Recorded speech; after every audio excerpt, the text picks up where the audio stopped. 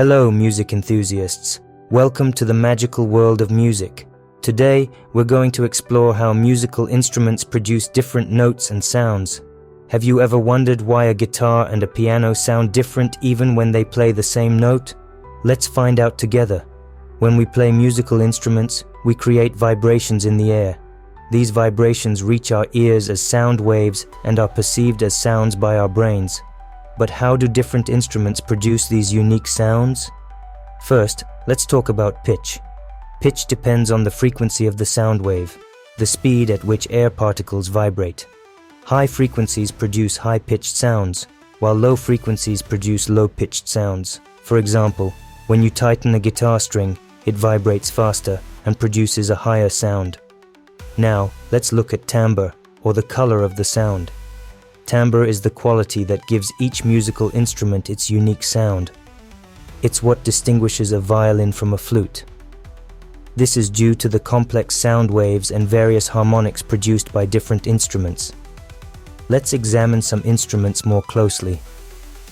String instruments.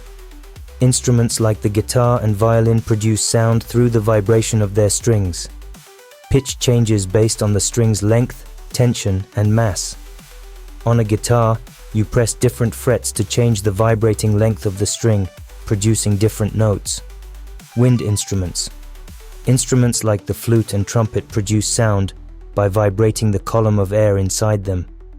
Pitch is adjusted by opening and closing holes or valves, changing the length of the air column. Percussion instruments. Instruments like drums and xylophones create vibrations when their surfaces are struck. The size and material of the instrument affect the vibrations, thus influencing the pitch and timbre of the sound. So, why do instruments sound different even when playing the same note?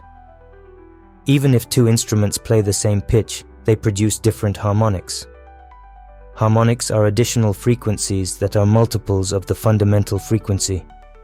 These harmonics add richness and complexity to the sound, giving each instrument its distinctive tone. In summary, pitch is determined by the frequency of the vibrations. Timbre is shaped by the instrument's material, shape, and how it produces sound. Harmonics and overtones add unique characteristics to each instrument's sound. Isn't it fascinating to see that music is not just an art, but also an enchanting blend of physics and creativity? If you have any questions or topics you'd like me to cover, please share them in the comments. See you in the next video, and until then, keep the music alive.